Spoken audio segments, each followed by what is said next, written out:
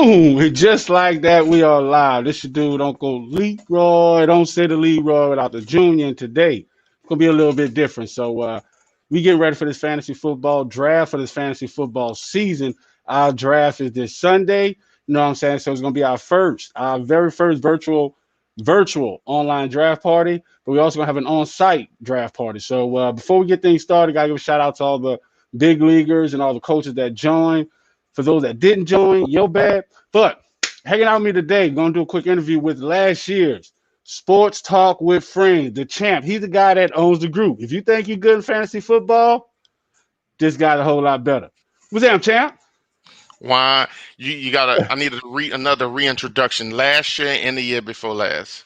All right, we're gonna try to for the people in the back of the room. We're gonna rewind that play. Boom! Just like that, we are live. This is dude Uncle Leroy. Don't say the Leroy without the junior. And hanging out with me today, I got not one, not two. Wait, 1 + 1 is 2. But I got 2-time back-to-back champ. Sports Talk with Friends. None other than the champ. Blue, what's that with you, baby? Wah. What's happening? I'm cool. Hopefully I got that right this time. There we go. Bro. We have to get it right for the people in the back of the room. For the people in the back. Exactly. You know, those are the ones that's always try to play hard of hearing. You know what I'm saying? Like they can't hear what's going on. But man, where you hanging out with for this evening? Say it again. Where you hanging out at? Oh, I'm in the crib right now, but we about to hit this highway. Good old I-10. Head up to San Antonio for a football game tomorrow. Okay, I-10. You at New Orleans? I-10 West. I'm going to San Antonio. Okay. Ain't nothing wrong with that. But man, definitely got to give you a thanks, shout out for hanging out with me. You know what I'm saying? Like last year, we did the same thing. You know, the pregame, postgame. You know what I'm saying? Like you had a good season last year. Right. We had some haters last year, so I know they got some haters this year. But like you said, the first virtual draft party. Should be fun. You know, people don't have no excuse this year. I look back at the interview right before on Super Bowl Sunday last year, and one of the excuses Ziggy said was something about the wings. So you're gonna be at your house this year, partner. So let's see. Hey, that's funny because he told me, he was like, yeah, he posted in the group, he was like, yeah, I ain't gonna be your caddy this year. You know what I'm saying? Because last year you called him your caddy. He was the cat. He was very good at it. That's why we won it. So for those that don't know, our last year draft, it was out there in your area. What was in was it Humble? Humble. Yeah. See, you can tell you out there. You've been out there too long, man. You humble. Right, exactly. So you know, this year's things gonna be a little bit different. You know, once again, everyone's gunning for you. And but one big thing that's gonna be different is it's gonna be virtual. So what are your draft day expectations this year? I'm going into it and have fun. This is fun. I really have no big expectations. I have a semi draft plan, but I don't go into these drafts with a big plan, man. I just wing it. And I know a lot of people sit there and they go through these draft 20 mock drafts, 20 different teams, and then you go into your draft and try to it's just be fighting for air. You know, I just go with it because I know I mentioned it before. You draft against other people in mock drafts. Well, they are the people in this, so you never know what the person ahead of you or the person before him gonna do. So, man, you just got to be informative about the players. Yeah, you got to have some sort of strategy or know about the sleepers and this and that. But as far as which route you're gonna take, man, I never knew. You know, I will. You know, I said last year I was gonna give a tip this year.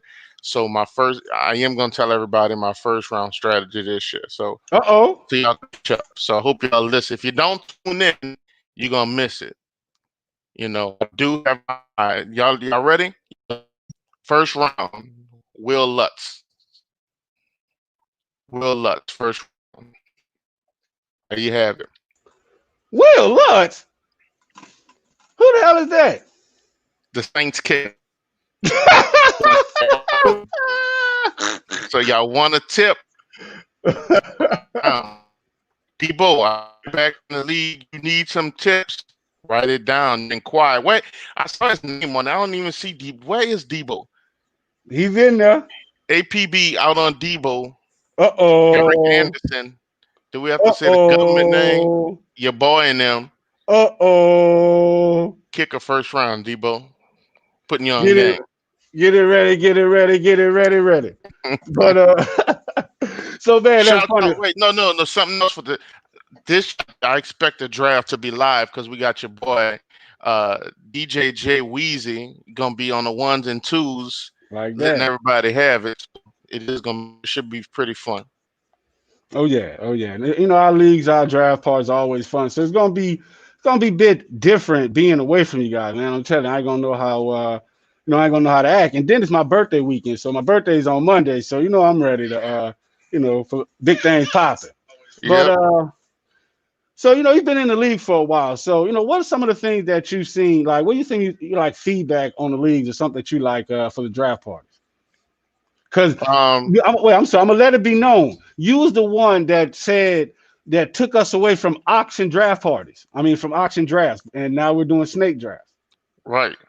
It's just to me, it's more challenging. I think auction drafts was at one point when it first came out, people was doing them, but it didn't really matter. It wasn't much stress sides out somebody, so it didn't matter if you was the first pick or the last pick. Well, now with the regular draft, you have to have some more knowledge of players and sleepers because if somebody coming to if you have your eyes on Drew Brees and you pick number 5, but pick number 4 to take Drew Brees, you got to have a backup plan because now you just can't just try to outbid him. You have to know more about football and make adjustments, just like NFL. I mean, if somebody pick up in a draft, if the team before you select a rookie, you can't outbid them. You got to roll with the punches and take the next person up.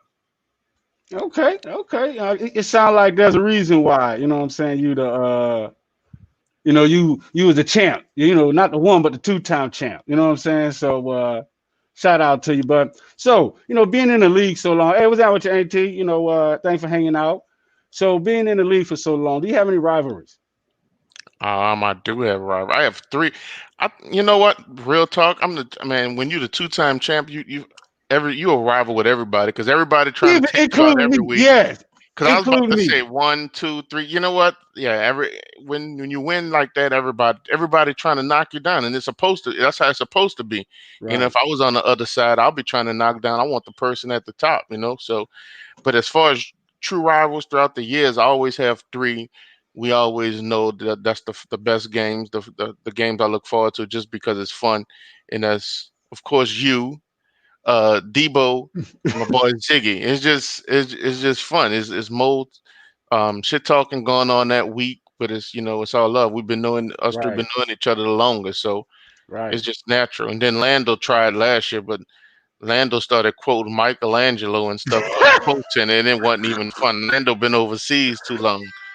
Right. He trying to drop knowledge and stuff, man, instead of play Right, football, drop routes. right. But hey, shout out to your coach, leader, business partner hanging out. I see you on the watch party. So, but hey, if y'all got any questions for the champ, definitely type them up. We'll answer them on here. But so one thing, our league is different from a lot of others. We got, not only is the amount of people, we have 14 teams, but in the big league, we have 2 quarterbacks. And so, that was met with a lot of controversy at one point. You know what I'm saying? So, what do you think about this 2 quarterback league? I'm not a fan of it, but like we mentioned before, man, you got to roll with the punches. It is what it is. You're not gonna be a fan of everything, but you got to adjust, and you got to adjust and do what you got to do to survive. And that's what last 2 years. That's what I 2 different ways. I did it 2 different ways with the 2 quarterbacks in both years. Each one wasn't different, which goes back to the earlier question of having a specific strategy in a draft. You just never know, but you just got to do what you got to do and find a way to win. You can sit there and complain all day, or you can make adjustments and make it happen. So, Right, that's what big leaguers do, and that's one thing. With the big leagues, you won't know what draft position you are. You don't. It used to be you don't even must know what type of draft we're gonna be. If it's gonna be an auction or a snake, you just got to come ready. You just got to come prepared, and that's why a lot of our big leaguers, they go on to other leagues and actually and actually go ahead and win it. So wait, we got a troller. So it says from Facebook user, question: what's really? You got trollers already? You see? I'm not gonna even answer because they didn't have enough Wavos to put their name on there. It want to say Facebook user. So if you decide to put your name up there, then we'll go ahead and answer the question and put your name on the waiting list to get your ass whooped for this year. Just like that. That's why I didn't even finish reading. You know what I'm saying? Like, well put. I like that. That's why you're the champ. And doing so, Coach Lee, he asks, what should be his trophy acceptance speech now that he's in the big league? Because, I mean, you know what I'm saying? You got so much, character, you know what I'm saying? Like charisma. You just told the dude off without much telling him off, man. So, for the people that's gunning for you, what do you have to, what do you have to tell them? What's whose acceptance speech? Mine? His, because he's coming for your spot. What Coach Lee's acceptance speech should be? Yes. Good job, Lewis, for winning 3 times in a row. Nice. That's what I'm talking about. So, what's your favorite team? What's your favorite NFL team? Saints, hands down. Oh man, not even a question. So, what do you think about with the Saints with this quarterback situation? Drew Brees, Jameis Winston, my dude, Big Play Tay. What do you think? Like it. I mean, always with Brees till the wheels fall off. We know them wheels might have duct tape on them right now, but I'm one of the ones who I may not have been a big fan of Jameis Winston, but I think it's a great position for him. One that he was willing to take a backup role and learn some things for Brees. He's not a bad quarterback. I think his biggest thing is he make bad decisions. So Yes. I think with Peyton and Brees, he learn sometimes you have to just take or throw the ball away. Don't just throw the ball. Don't just let the ball go because it'll get picked. So have reports out that he's been doing good, showing that he's willing to learn. So I just think he put himself in a good spot to take over this team, if not the Saints, then another team, by showing that he was willing to take that backup role and get better. Nice, great. So, hey, we're streaming live on YouTube, Twitch, Facebook, Periscope, and Twitter. And Miles is hanging out with us on YouTube. He says, "I traded Hardman for Cordell Patterson. Was that a good move?" What do you think, champ? I'm not a big Cordell Patterson, but it also depends on the point structure of your league too. So it I'm not a big fan of Patterson, but then I may draft him. You never know. Nice. But it's not. But it's just hard to know without seeing the breakdown of how your points go. Right. And see, and that's one thing that people don't understand. They just go by names, and it's like, okay, hey, you just can't drop a name out there because like a Derrick Henry might be good in a regular league, in a PPR league or league that have bonuses. But I mean, in other league that don't give bonuses, he's just going to be a subpar runner. Right. So that's a tough one. Good. Right. That was a good question. Yeah, they got jokes. So we've got your first draft pick. We got your first round draft. So what are your Super Bowl predictions? This tough. It's real tough. Without no preseason, not being able to look for football, I'm gonna always put my Saints in there. So I'm gonna be biased. I'm gonna say Saints and the Chiefs.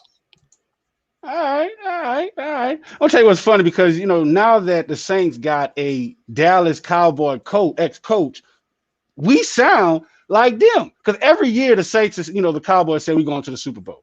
So now, since Sean Payton is in New Orleans, all the New Orleans fans, we're going to the Super Bowl. So, like, do you think it's we got their culture? Or we just confident now? The Cowboys could have Scruff McGruff at quarterback. They're going to think they're going to the Super Bowl.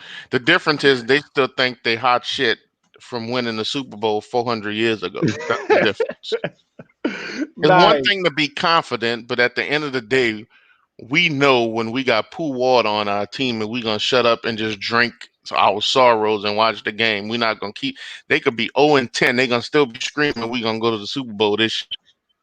That is true. All right, so one thing that's with this new generation, this new wave of sports, it's more than just being good on the field. And there have been reports that the NFL is going to, do equality and different statements in the end zone. So, what do you feel about the NFL's position on social injustice and what they're trying to do to show their part? And they've also made the voting day in November. It's a holiday. So, what do you think about that?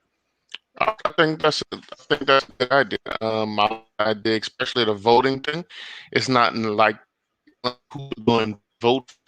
Just shut down so that their employees can make sure they have time, that time Right. to go and To vote encourage it. and make sure their family members can go in. I also read that some of the teams, some of the facilities will be used for voting places, what they Mhm. were struggling to have those places at. So I think that's a good idea. I also like the part about the equality part. They just it's a lot going on in the world today, and realize the mistake they made in the beginning with one particular player, and they're trying to find a way to right the wrong. So they're just trying to make get the conversation going. That's what the big thing. That's what a lot of people want. Let's talk about it. Don't sit back and try to understand how people feel, and the big stage. Um, I think a lot of people, who may not have been wanting to sit down and talk to someone and understand, why they feel certain ways when you have a big um, company like the NFL taking a stand about it. They may be willing to sit down and speak with someone or do some education on their own and just try to bring everybody together. All right, good point. Good point. So, one thing it's funny because we're trying to bring bring people together during this time of social distancing. So it's like an oxymoron. It's like it's like you're trying to keep warm in the middle of Alaska. You know what I'm saying? Like I don't get it. So right now, the biggest thing that everyone's trying to do is figure out this whole post-COVID situation. And one of the things that's like the NFL is doing. Some of them going to have cutouts. They're going to have family stadiums, and then they're going to start, mitigating and migrating, allowing some fans to come in at like half capacity. But so, what do you think about this? Should they just do away with fans in stadiums, or are you aware of this? Are you a fan of this phased approach about allowing fans back in the stadium? I think fans should be allowed in the stadium. That's my whole thing. My big thing is at this point we about what 6 7 months in the game with the COVID. I think pretty much everybody know what's going on. They know the risk associated with it.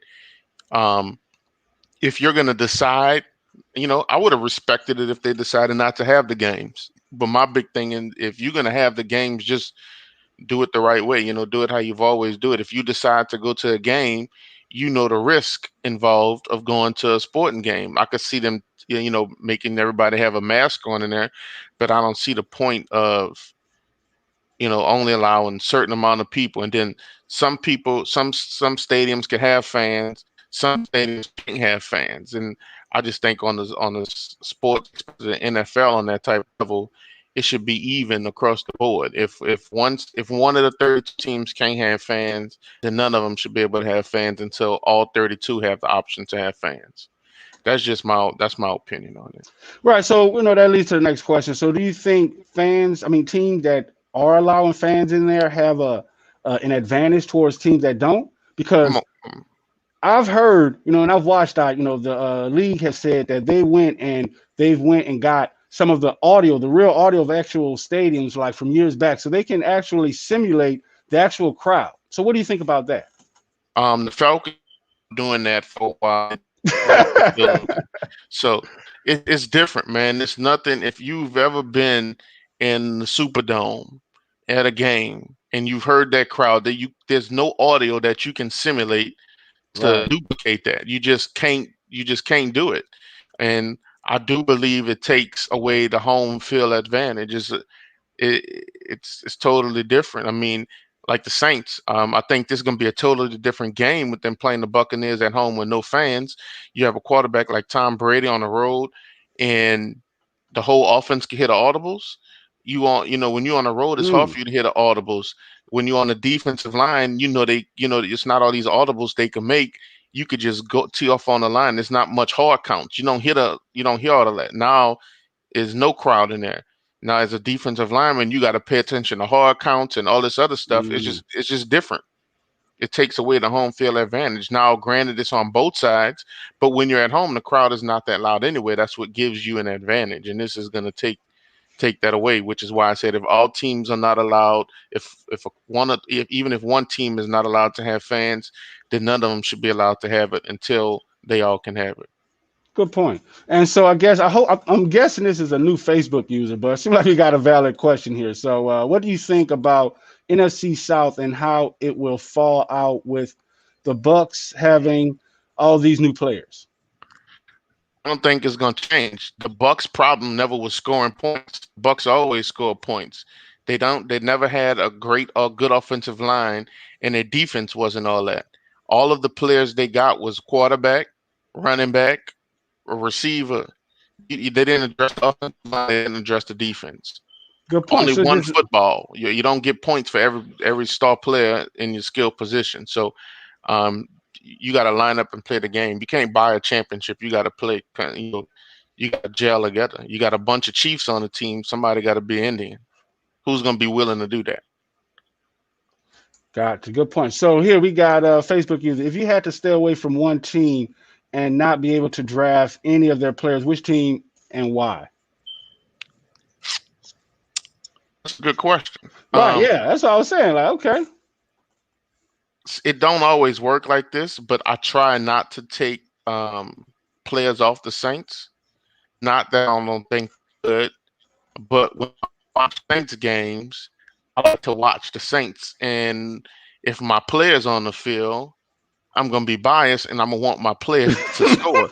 Now, Right. when you're in a draft, if one of the players is there, I'm going to take them. But as far as just a player that if I'm just not doing it,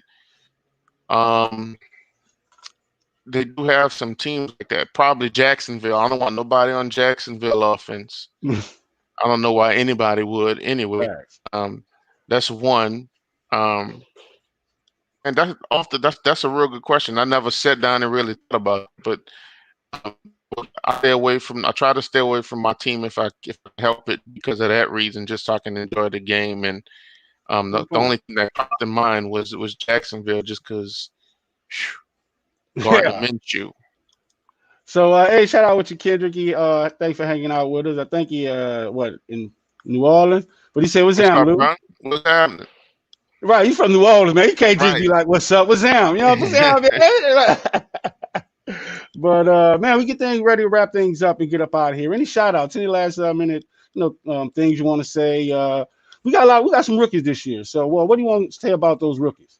We do, man. Rookies, get ready to not be able. Y'all know all off season, you be getting posts from this man talking about posts. You got to make posts on the group, get the posts active, respond to posts. Well, guess what, buddies? You can't post until you win. It's out, right? So, you about to get your wish. You can't post until you win. So you're gonna have to take all the shit talking you can until you win. But it's fun, man. Get ready and enjoy the ride. I want to give a shout out to all the admins, the moderators. Y'all don't see a lot of the background work that it takes to put these things together. Everybody in the group who comment, participate, and just keeping them all rolling. So, we talk mess on here, but at the end of the day, it's all love. Everybody, if you got some ideas that you think could help make this even bigger or anything else, hit one of us up. We listen, we bring it to the table, and you might get that shout out because your thing gonna be going. Facts. But yeah, man, I'm glad you put that out there. This is what we do, and every year we try and get better. We try, like one thing Roger Goodell said, about he was impressed with the way the NFL was able to adjust during this COVID situation. You got to be able to adapt and adjust and move forward and last. So we're adapting and adjusting. So we're powered by the fans. So definitely a shout out to the fans. But yeah, man. I'm psyched out for this fantasy football season, brother. No lie. Like, it's a lot of good things going. Yep. And also, I have a team that we retired. Nuts is retired. New team name is TMT, the money. Uh-oh, like that. Okay. All right. So Facebook user says, rule of thumb, 2 players from my favorite team, max. Okay. All right. All right. Rule of thumb: it should be no more than 2 teams from any team max. Right. It shouldn't have nothing to do with your favorite team. You had already So took an L. Yeah, for yeah, real. that's you have more than 2 people. 2 people is a push. You have more than that, and they have a bad game. You done. That's an L for you that week. So Right. Right. I'll pick a free agent up, you know what I'm saying, off the waiver wire if I won't double up yeah, like that. You know, like my double dip. That's what my dude Coach Lee say.